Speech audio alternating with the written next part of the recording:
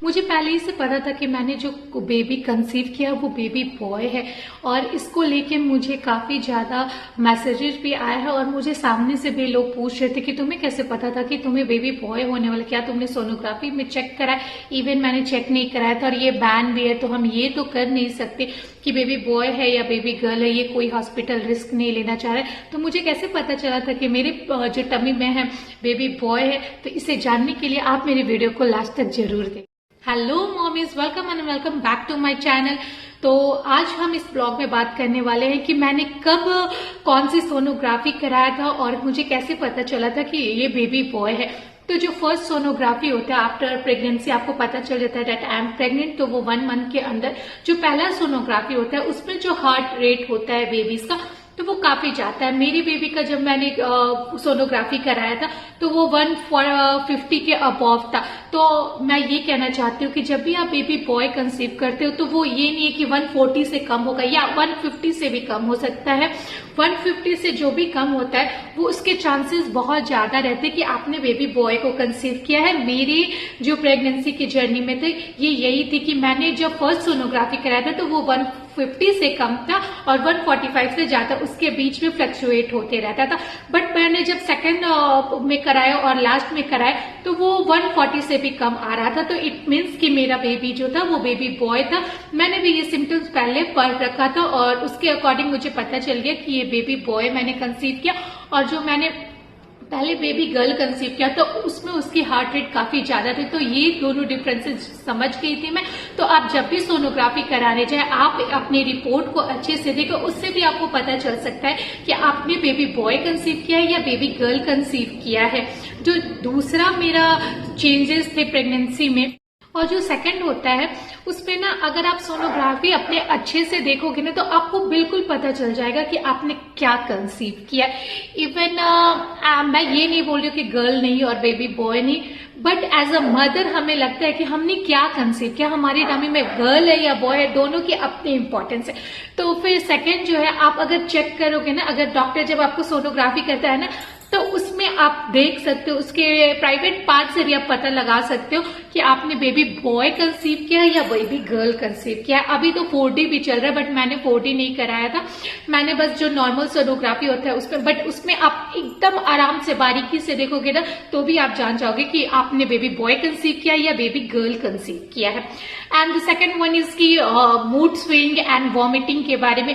तो मैंने जब बेबी गर्ल कंसीव किया था उस समय मुझे ऐसी प्रॉब्लम्स वॉमिटिंग वगैरह की नहीं थी। बट मैंने जब बेबी बॉय कंसीव किया था तो मैंने पहले भी बताया कि मुझे काफी ज्यादा हेडेक हो रहे थे और चक्कर जैसे आ रहे थे और मैं वॉमिटिंग कर नहीं पा रही थी। मैंने फर्स्ट मंथ तो मुझे ऐसा नहीं लगा था, लेकिन बट मुझे वॉमिट जैसा हो रहा था बट वो वॉमिट आता नहीं था और मुझे स्मेल वगैरह पसंद नहीं आते थे, या फिर मेरे बगल में भी कोई खड़ा होता था ना तो मैं वो नहीं कर पाती थी, तो मुझे स्मेल की प्रॉब्लम आती है। तो ये भी आप एक आजमा सकते हो कि गर्ल एंड बॉय का डिफरेंस होता है। मेरे प्रेगनेंसी में मुझे ऐसा फील हुआ था कि मैं किसी की स्मेल को नहीं ये कर, तो ये वॉमिटिंग वाली प्रॉब्लम्स थी। और मुझे नाइट टाइम में जब मैं सोने जाती थी तो मुझे काफी ज्यादा वॉमिट जैसा लगता था। इवन मुझे ऐसा लगता था ना कि मैं कुछ मतलब इनो वगैरह पी लूं या सोडा जो भी होता है, बट वो रिस्की होता है। बट मैंने 1-2 बारी वो पी के, और ऐसा होता है ना कि वो वॉमिट जैसा हो जाता है, उसके बाद मुझे रिलैक्स होता था। तो ये मेरे सिम्टम्स थे मेरे बेबी बॉय के टाइम पे। और द सेकेंड वन इज कि मुझे कोई और ज्यादा दिक्कत नहीं होता, क्रेविंग मुझे नहीं थी कि मुझे ये खाना है मुझे वो खाना है, ऐसा कुछ नहीं था। जो मुझे मिलता था मैं खा लेती थी और जो मेरा मन करे नॉर्मली जैसा होता है ना तो वैसा ही मुझे थी। कुछ ज्यादा मुझे क्रेविंग वाली प्रॉब्लम्स नहीं थी बेबी बॉय के टाइम पे। बेबी गर्ल के टाइम पे मुझे होता था क्रेविंग कि मैं कुछ खाऊं। तो और ये जो होता है ना, बेबी बॉय के टाइम पे खट्टा खाने का मन करता है और बेबी गर्ल के टाइम पे मीठा खाने का मन करता था। तो ये मेरे अकॉर्डिंग ये गलत है, इससे आप नहीं पता कर सकते हो कि इट्स अ बेबी बॉय और इट्स अ बेबी गर्ल। उसके बाद जो है वो मेरे काफी कमेंट्स में आया है कि ये जो पेट से नाभि से लेके ऊपर तक जो लाइन होते हैं ना वो कब आते हैं। तो वो लाइन आते हैं ना जब 4-5 मंथ से वो स्टार्ट हो जाते हैं, आप देख सकते हो। बट लास्ट मंथ तक ना वो जाके पूरा ब्लैक, इतने ब्लैकनेस हो जाते हैं ना वो ऊपर तक हो जाते हैं। मेरे में ये हुए थे कि 4-5 से वो धीरे धीरे आ गए थे और लास्ट मंथ तक वो पूरा ब्लैक होके और स्ट्रेट लाइन। तो ये लाइन मुझे काफी डार्क तक हो गए थे और प्रेगनेंसी के बाद कुछ दिन तक वो रहते और फिर वो खुद पे खुद चले जाते। फिर बात आते आपके और कोई पार्ट में वो ब्लैक हो जाता है, तो उससे भी आप वो लगा सकते हो कि it's a baby boy. Baby girl होते हैं ना, तो ब्लैक वाले साइन किसी पार्ट में नहीं होता। ये जो लाइन भी होता है ना, जो अपने लोअर एब्डोमेन से लेके ऊपर तक होता है, वो ब्लैक भी अगर बेबी गर्ल होती है तो वो नहीं होता है। किसी भी पार्ट आपका ब्लैक नहीं होता है। तो अगर आपका ब्लैक होता है तो according to me it's a baby boy. उसके बाद बात आता है स्वेलिंग की। मुझे स्वेलिंग लेग में ना मुझे 7-8 मंथ से काफी ज्यादा स्वेलिंग हो गए थे। पैर मतलब मुझे स्लीपर्स चेंज कर, इवन कोई भी साइज आ नहीं रहा था, इतनी मेरी स्वेलिंग हो गई थी मेरे लेग में। बेबी बॉय के टाइम में, बेबी गर्ल के टाइम में मुझे ऐसा कुछ भी नहीं हुआ था।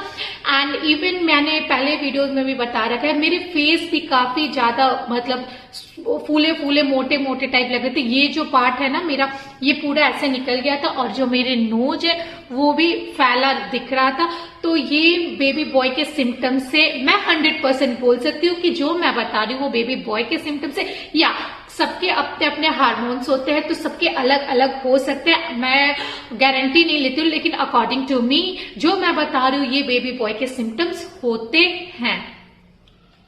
तो ये सब कुछ मेरे सिम्टम्स थे और ये जो क्वेश्चंस थे उसके शायद मैंने आंसर्स दे दिए कि मुझे वॉमिटिंग कब होती थी। वॉमिटिंग का पॉइंट मैं फिर से लाती हूँ, मुझे वॉमिटिंग ज्यादा होती नहीं थी, बस वॉमिटिंग जैसा फील होता था और वो फिर एक टाइम पे वो बंद हो जाता है। लाइन वाला भी मैंने कंफर्म कर दिया कि 4th-5th से आपका स्टार्ट हो जाता है और वो जाके लास्ट तक डार्क हो जाता है।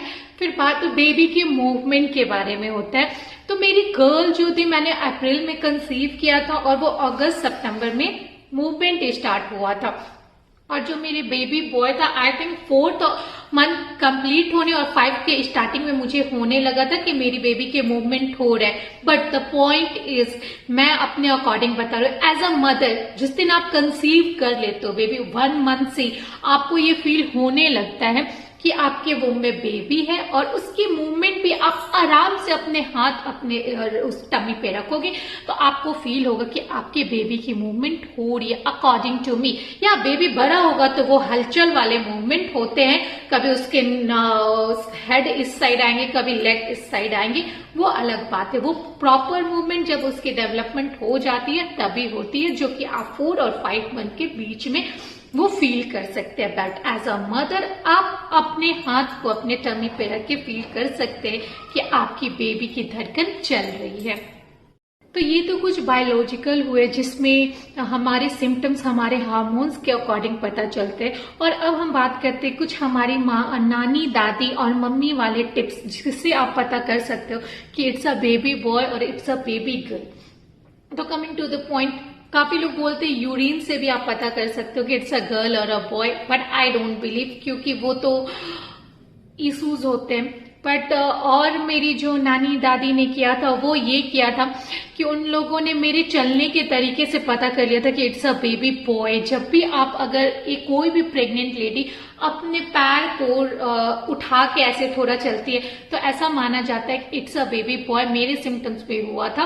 तो मैं जब हॉस्पिटल में भी गई थी तो वहां एक सीनियर औरत थी, तो उन्होंने मेरी मम्मी से बोला कि आपकी बेटी को जरूर बेटा होने वाला है, क्योंकि ये हमारे अनुभव के अकॉर्डिंग है। तो ये उनका सही निकला था। सेकेंड वन इज मेरी मौसी ने मुझे कराया था कि जो मसाले पीसने वाले होते हैं वो और आटा वाले होते हैं, उन दोनों को ढक के, और उन्होंने बोला था कि तुम दोनों में से कौन सा चूज करोगे। तो जो जिससे आप मसाले पीसते हो वो अगर आपने सेलेक्ट कर लिया तो it's a baby boy and another one is baby girl. तो ये सिम्टम्स भी मेरे साथ सही निकला था, ये जो मेरे साथ हुआ था वो। तो सेकेंड वन इज उन्होंने मेरे नेवल में ऑयल डाला था, वो नीचे की तरफ गया तो इट्स अ बेबी बॉय, ये भी सही निकला था। तो आई होप आप भी ये जरूर तो आप भी ये वाले भी जरूर करके देखना मेरे कहने पे, और अगर ऐसा होता है तो आप प्लीज मुझे कमेंट सेक्शन में बताना कि क्या आपके साथ ये सही हुआ या नहीं हुआ। तो ये तो कहने की चीज है, बट मेरे साथ ये जो मैंने 3 बताए हैं नानी दादी के नुस्खे, ये मेरे साथ निकले थे और एक्यूरेटली वो सही निकला था। तो मैंने ये सारे चीज, मेरे बाद जो मेरी बहन प्रेग्नेंट थी, मैंने उन लोग से भी कहा कि तू ये करके देख, तो उन्होंने भी किया था और उन्हें भी ये वाले रिजल्ट से, मतलब उनके भी बेबी बॉयज हुए थे और फर्स्टली उनके बेबी गर्ल्स थे और सेकंड में बेबी बॉयज हुए थे। तो आई होप आपको मेरी वीडियोस अच्छी लगी होगी। तो थैंक यू, बाय बाय।